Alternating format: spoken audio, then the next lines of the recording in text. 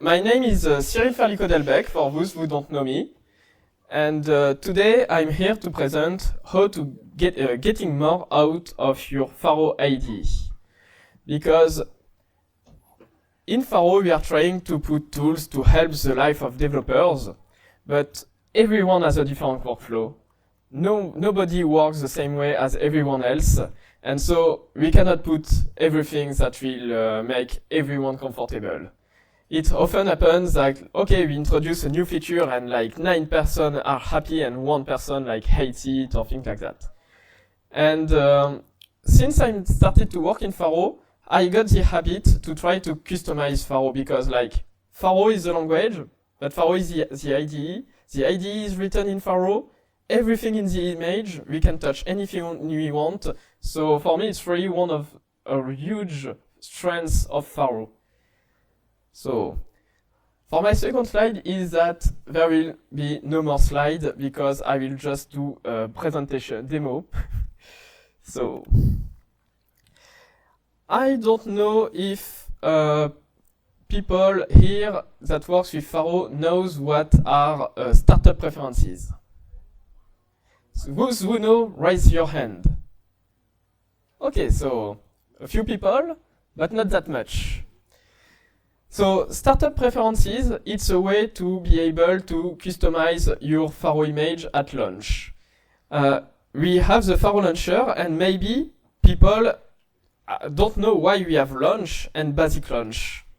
It's because launch will launch the image, and if we have startup preferences, it will execute them. Basic launch will not do that in case we need to work without our customizations.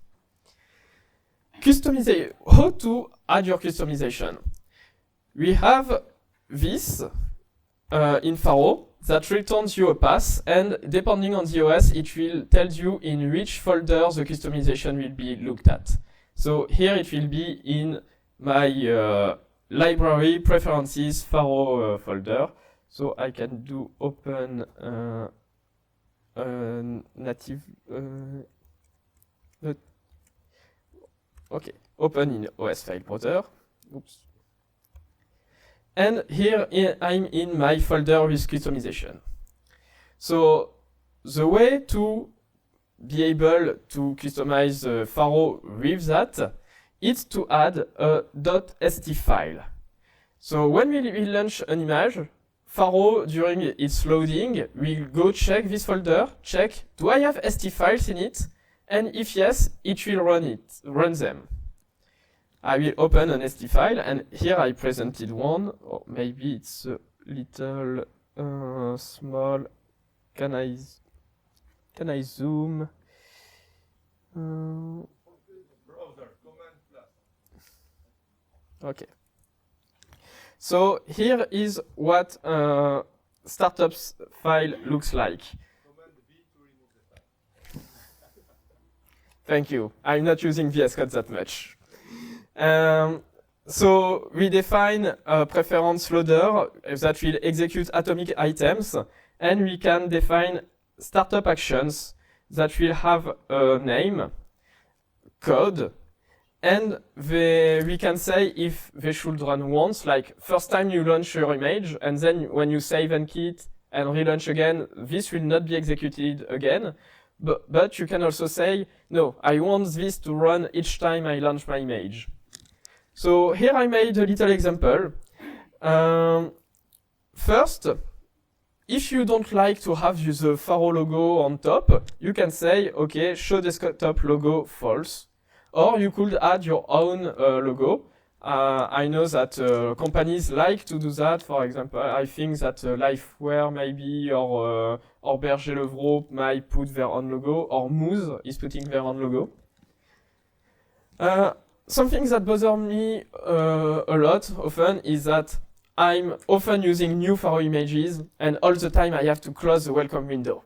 Because, like, yeah, I use Faro every day, I know the welcome window and all. So here I added another little action where I get all the windows that are present, and I close the ones that is called welcome. Another little example, Oh, I've put 2 times the same one. Oops. Another little example. In Calypso, you have the possibility to show line numbers in the method pane, and it's disabled by default, but you have a little checkbox to enable it. I don't like each time I go on a new image to have to check my little checkbox. So here, I put show line numbers to true.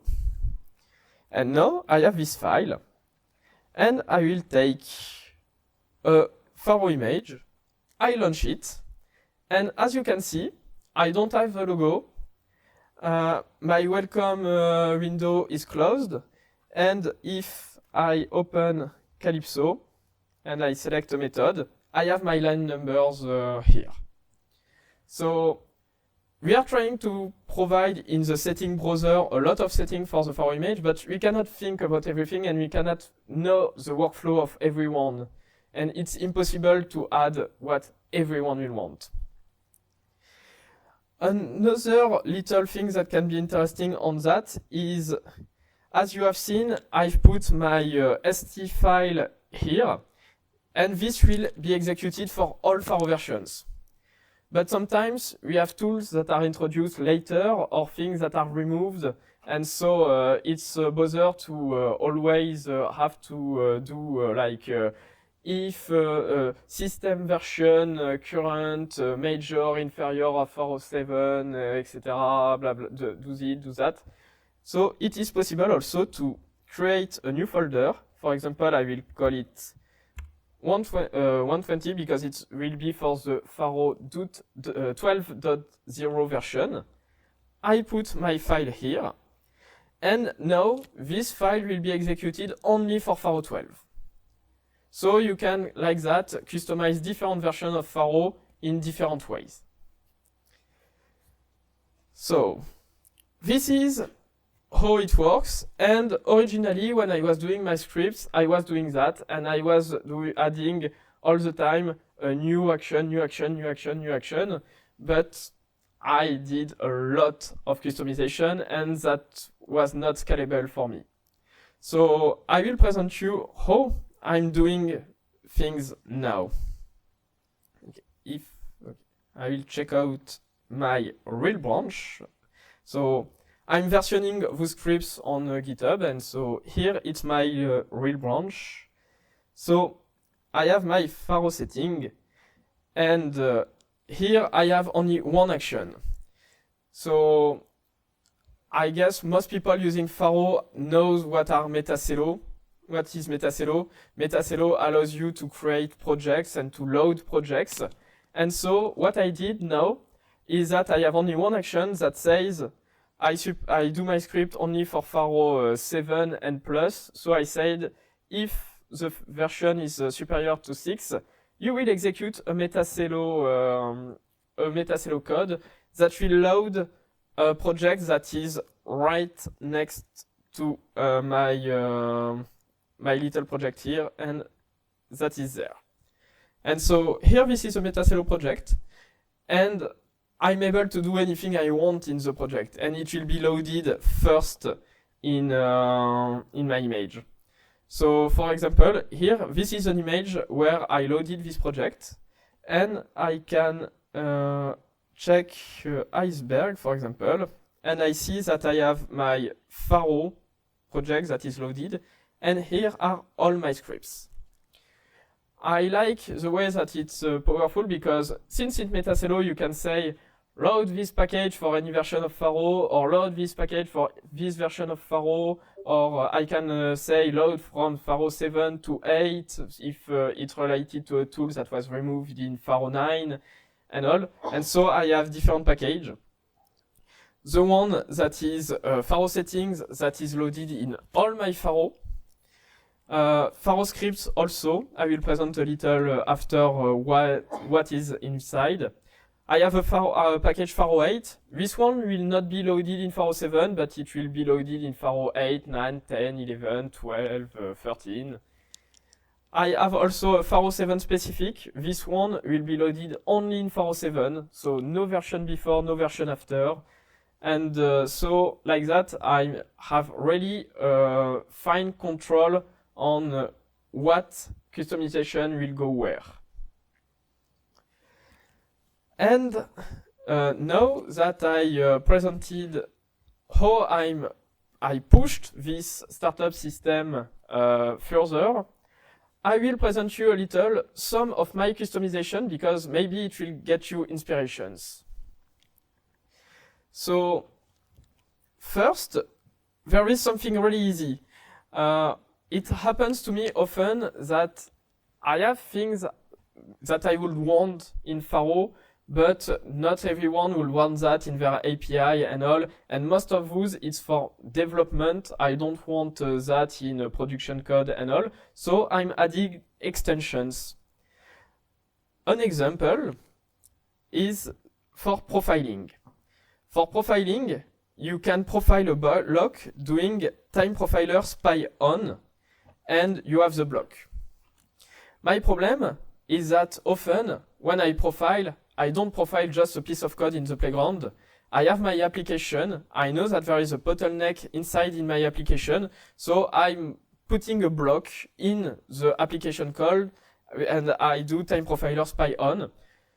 But if we need the return value of what I'm profiling, I was always creating a variable, doing my block, storing the variable, and then returning the result. And it was a bother because at some point in a week, I had to do that 20 times, and it's a bother. So now I implemented my method spy on blocks that will do that for me. I save the result of the block, and I return it. So now I can go anywhere in Faro code. I will try to find where there are multiple lines, maybe, or just that. I can just do that. Spy, and I don't even have to care about the return because spy will return the result of this. Let's see if I'm finding other nice extension.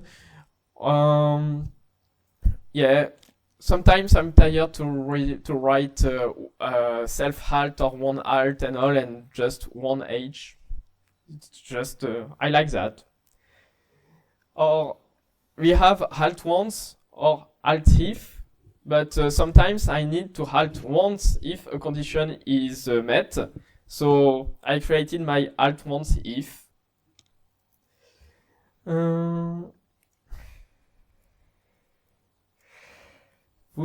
Or it happens to me that I never had to put that in production code, but when I'm developing in a playground, it happens to me that I have a collection and I want a dictionary with the keys that are what is in this collection and values. It's a block I applied to them. And so I just created my map with the method where I can have my collection. Let's say that I have a collection of collection and I can do map with size, and it will return a dictionary with my collections and as a value their size. So this is the kind of things that I can add, and it's one of the easiest thing. Now I have also this class Faro abstract setting. And this will have one subclass in each of my package to add customization, because here we can go on the class side and each of the subclasses will have an initialize method and I will be able to run some code. So for example, for years we had to say our author name the first time we were compiling code, and it's a real bother. So now I just had a method that was saying, okay, your full name is Cyril Ferlico and you will never have to fill this this window again, and you will never have to see this window again. I have, for example, also some settings on Iceberg because I like in general, people clone their project each time they work on an image, but for me, I prefer that I have one clone of one project and that all my images share this clone. So here I'm setting that there. I can set my SSH key. I can say I can do a lot of things. I can save my credential because often we can be, if we are in HTTPS, we can get asked our credential. So what I'm doing is that since this code is on GitHub, I don't put my credential here, but when I get a new computer, I do a checkout of this project, and the first time I launch it, it will ask me, oh, give me your credential, and it will save it somewhere, and then my image will go read this credential. So I like often I start with images from CIs where I have my projects already loaded, and my first thing all the time is to check that everything is in sync and all. So I open my Iceberg when I open my Pharo. Also, like I said, I get image from CIs. They have their project, but when you get the image, all the time it says, "Oh, I don't have my local directory because I point to no clone since the clone was made on the CI." And as I said, I have a shared repository for all my images. So here I did a little script that will go through all the shared repositories, find all my Git clones, and check, okay, this project from the CI, it has the project Moose. I have a folder Moose, so I associate with Iceberg. And like that, sometimes I work in projects that have 70 dependencies, and I don't have to go by hand say, oh, this dependency is this clone, this dependency is this clone. It saves me a tons of time.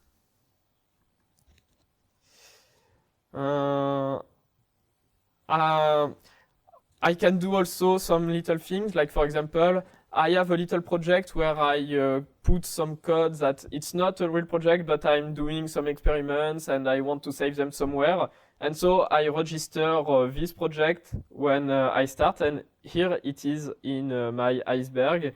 And so it's nice because when I do a little experiment, I don't have to go check this. So I have a lot of other things like this. I can change the appearance, set backgrounds and all, and it will also depend on my Pharo version, as I said. For example, in Pharo 9 I changed some Calypso options.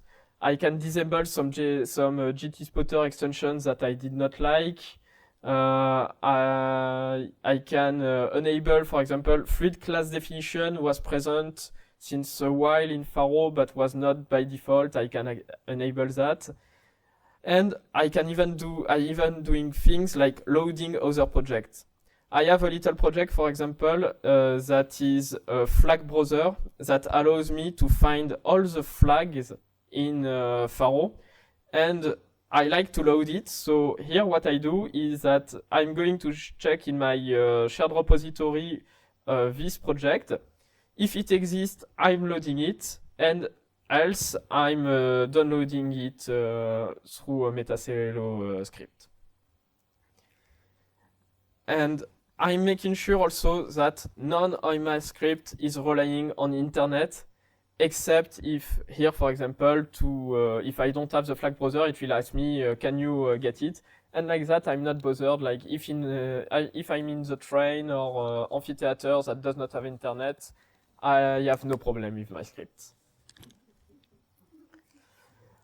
Okay, here I have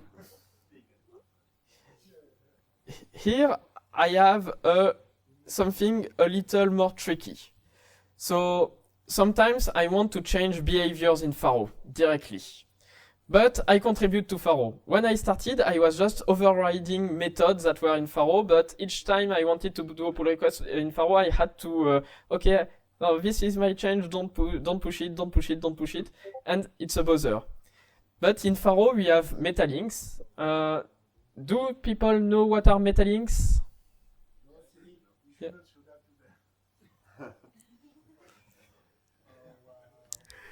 So metalinks allows you to target an AST node and to say, I will execute code before this node, or after this node, or instead of this node.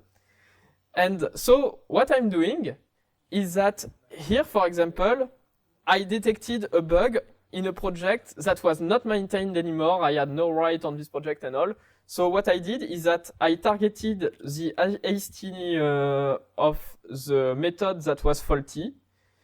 And I said that I will change, instead of executing this method, I will execute my method, where I did my customization. I did much worse with this kind of things, but I'm not sure Stefan will be happy if I show that. I can say he does. What? He doesn't. Yeah, but this is to show how we can really use the power of Faro. So I will still show it. So sometimes I'm getting bothered of generating my getters and my setters. So what I did is that on object, you have the method does not understand. That is the method that tells you, okay, this method does not exist. And so what I did is that I say, before executing does not understand, you will execute my own method. And this own method, what it will do is that it will check, does the method I don't know has the same name of one of my variable? If yes, I will compile a getter or a setter, and then I will say to the context, return the message sent. Like that, I restart the execution, and I don't write my getter and setters, but they are compiled when I launch my test and when I do TDD. So your imagination is the only limit. Yes. So here I will do Toto. I will do Tata. And now I'm doing Toto, new, Tata. And it returned nils, and it said, oh, Tata was compiled into Toto. Yes, and right before I will also do Tata 3. And the setter was compiled. And now if I'm asking Tata, no, it's still, wait, still nil, wait, it's weird. Oh yeah, I did new, yeah. But here I have my getter and my setter. So I know that a lot of people will be afraid of this kind of things, but I'm not showing that for you to do this one, but just to say your limitation, your imagination is the only limit to how you can customize your environment.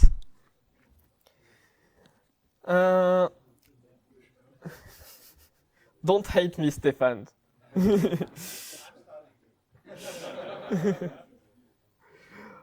Okay. Another thing that that I did is that I'm building also a world menu that is specific to me, where I can put some things. Like for example, I have some convenience method. For example, I often have to browse icons and I never remember the code, so now I just have a little thing in the menu to do that. I have something where well, this one is an old one and I will probably remove it. I have one where I keep scripts, because, for example, when I do a script to do some batch refactorings or things like that, I don't want to lose that. So now I'm putting them here. And so, for example, I have a script that will batch rename a method in a class. So I will give the class, I will say it will be the method that will contain into, and that should be renamed by using as. And then this script will take all the methods of class organization test and change the into as.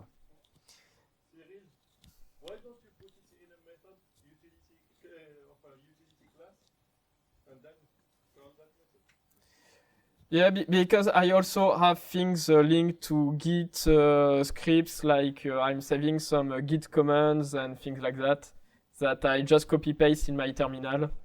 So, yeah. You can put it in a file and inspect the file reference. Yeah. So just Yeah.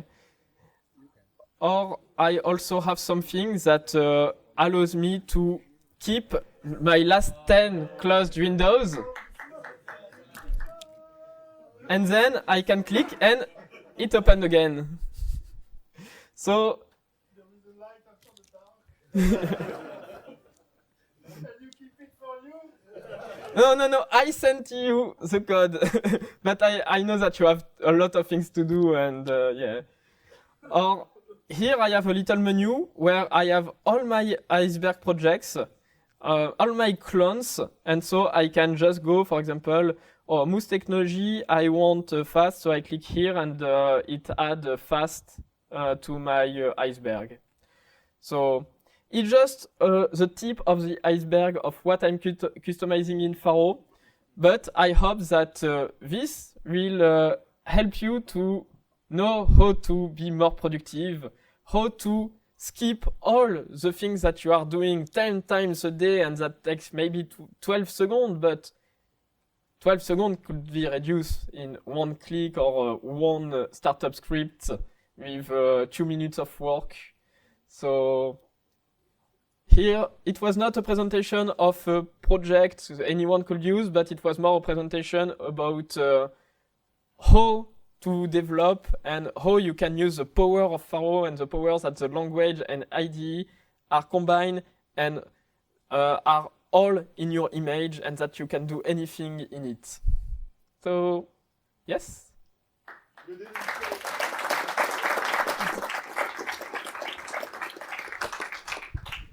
say the most important thing.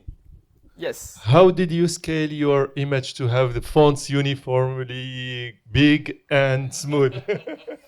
Oh, I just used settings.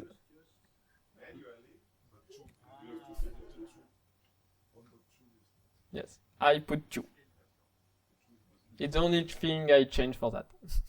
So this is the equivalent of a world scale factor? Probably. Steph, you agree?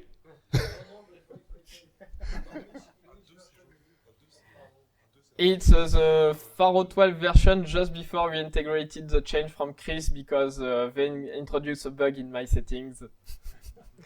But I already have a pull request to fix that. Thank you. Another question? No? Okay. Thank you, Cyril. Okay. Sorry. Do you have put your dangerous stuff online somewhere? Or Yeah, I have... Oh, I forgot I wanted to add it.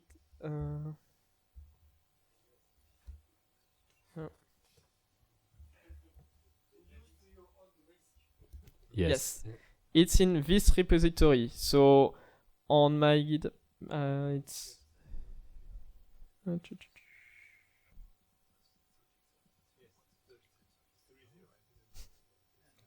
So here. Yeah, Okay, I will thanks. add the link to the slides before sending the slide. Last one. Just a comment. The accessor generation, this is something very useful when we are dealing with JavaScript. This is how we do it in Faro.js when there is no accessor, because JavaScript, everything is public. And when we are sending a message to an object from Smalltalk, it's we don't have we have only messages. So we create accessors on the fly with DNU on JavaScript side. Yeah.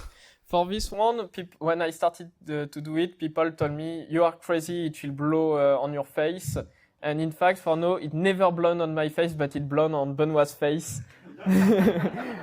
Because he was using Petit Parser, and Petit Parser is having a special way to deal with variables. And in fact, the first person that told me that it will blow on my face, it allowed to fix a bug in one of his projects. Because we had a bug, impossible to reproduce. It happened, and when I started to work on the project, I got this method got compiled, and the problem was that we had an on error do that catched the fact that getter did not exist, and so we never knew what was the problem because it was just a method at the bottom of the code that a getter that did not exist. And with my scripts, the getter got compiled and the bug got fixed. Thank you.